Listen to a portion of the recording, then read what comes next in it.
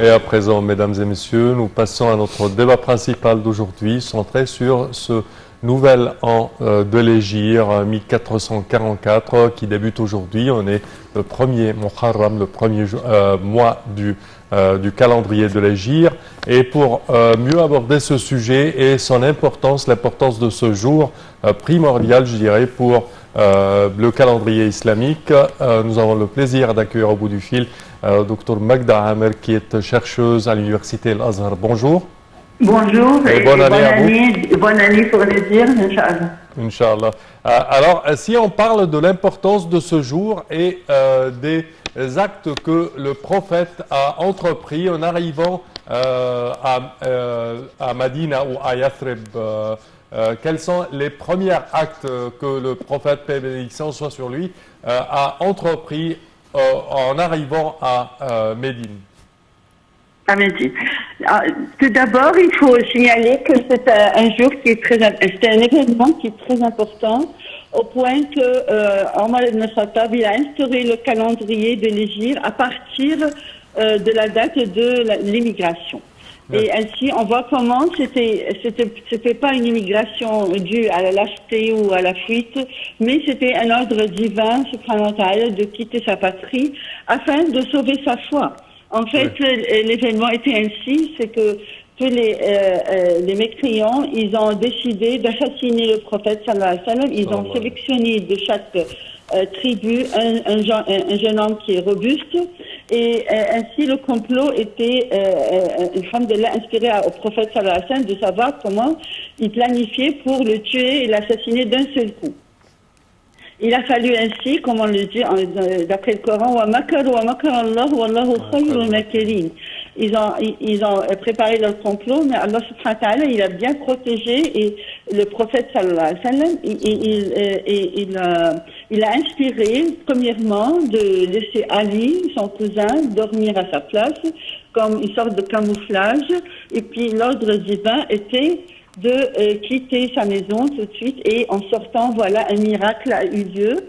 Et on voyait que tous les guetteurs, les gens qui ont été sélectionnés, ils étaient à la porte et tout, mais le miracle divin a fait que le prophète sallallahu alayhi wa sallam, il a pris une poignée de poussière, il l'a lancé sur la figure, et voilà, subhanallah, Allah les a rendus aveugles. C'était vraiment un miracle divin, comment Allah, il a assisté. C'est une façon de leur prouver que même s'ils complotaient à la meilleure façon, Allah, c'est leur rayon le meilleur protecteur. Oui. Pour planifier son voyage, il faut apprendre énormément de leçons avant de mentionner ce qui est arrivé à Médine. Voilà.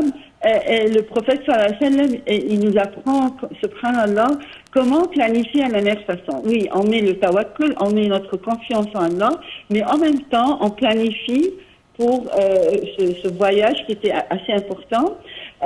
Voilà, on voit, premièrement, quand je viens de le mentionner, Ali, il a pris sa place.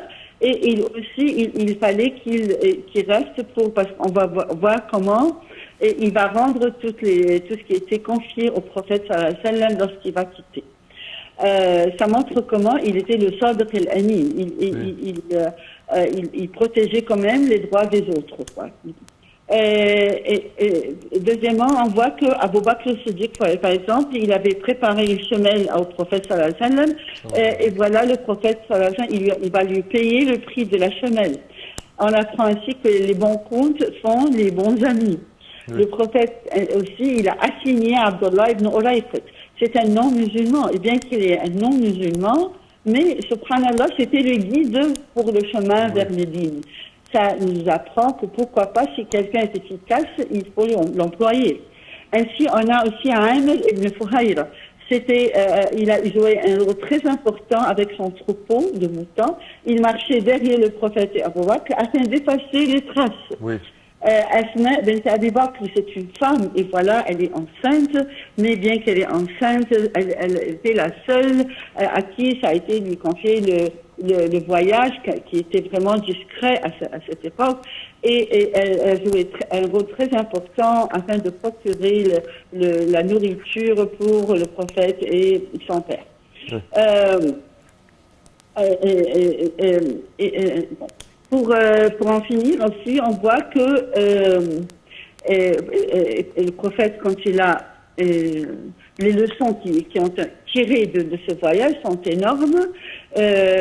Premièrement, c'est que lorsque la vie devient dure, qu'il y a énormément de persécutions, il est recommandé pour chaque musulman de chercher une espace de paix. Pourquoi pas voyager juste pour sauver sa vie, sa foi et pouvoir vraiment adorer Allah sans contrainte.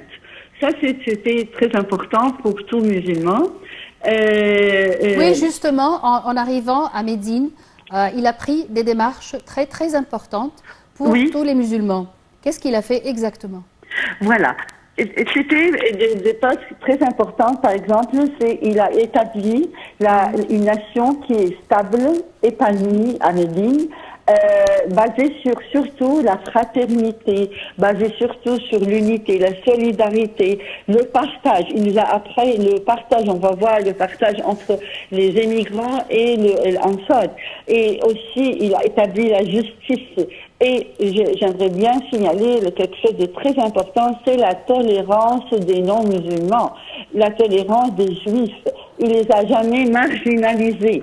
Ça, c'est très, très, très important. Il faut comprendre qu'il y avait du commerce entre eux et entre même les non-musulmans. Ça, c'est vraiment la base d'une nation qui est stable et tout.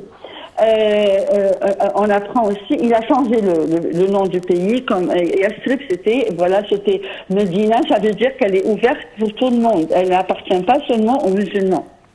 Il a construit aussi la mosquée. C'est pas une sorte de mosquée, c'était un centre très important pour pouvoir propager les valeurs d'amour, de fraternité.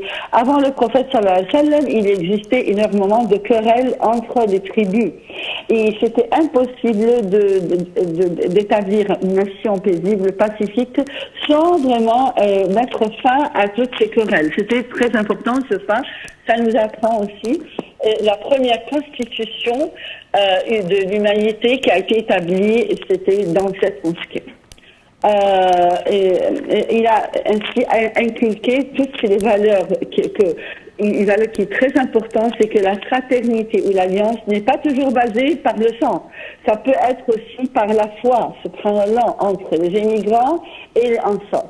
Ainsi, ils ont appris à partager au point qu'ils s'héritaient, subhanallah. Mais aussi, bien sûr, après, ça a été aboli. Mais à ce moment-là, c'était important de s'entraider, de s'aimer, et puis voilà, pour faire preuve qu'Allah subhanahu wa ta'ala les a guidés. Et comment Abu Bakr al-Siddiq, j'avais bien signalé qu'il a joué un rôle très important durant le voyage, et comment il protégeait le prophète sallallahu alayhi wa sallam par tous les moyens. Il marchait des fois devant lui, à côté de lui, derrière lui. Qu'est-ce que c'est que ça, subhanallah? Il pouvait payer sa vie pour sauver le prophète.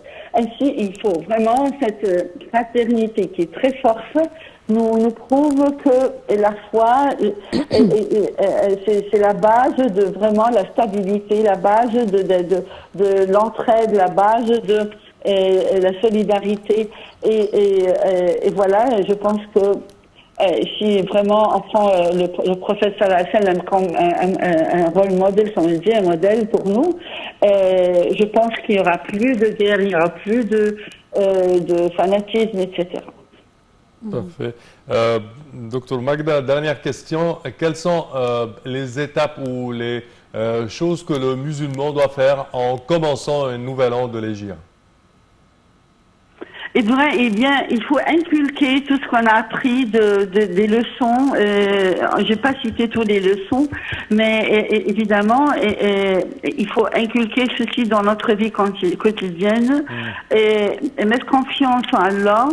Et que, subhanallah, il y a eu des miracles qui prouvent Allah subhanahu wa ta'ala peut nous protéger, d'après l'histoire, par tous les moyens. On voit comment Allah subhanahu wa ta'ala, il a régné, elle tissa sa toile, elle a sauvé Allah subhanahu wa ta'ala, le prophète et son compagnon. Une colombe, elle a pendu, elle couvre son œuf. C'était toutes des moyens pour vraiment dissuader les mécréants et pour prouver que la grotte était déserte. Alors même si on prend tous les moyens, il faut mettre notre confiance en Allah, planifier à la perfection vraiment et puis en même temps avoir confiance que Allah subhanahu wa ta'ala nous assiste, il y a des miracles, des soldats invisibles subhanallah, et qu'avec toute difficulté il y a toujours une aisance. Et les épreuves nous révèlent la sincérité de l'amitié des compagnons, des gens qui nous entourent, subhanallah. Docteur Magda Amer, malheureusement notre temps arrive à bout. Au terme de cette édition, je tiens à vous remercier d'avoir été des nôtres. Merci à vous. Je répète que vous êtes prédicatrice et chercheuse à l'Université Al-Azhar. Merci à vous. Chers téléspectateurs, malheureusement notre temps arrive à bout. Au terme de cette édition, je tiens à vous remercier d'avoir été des nôtres. Et je tiens également à remercier ma collègue Yara. Merci Sameh, merci mesdames et messieurs et à la prochaine.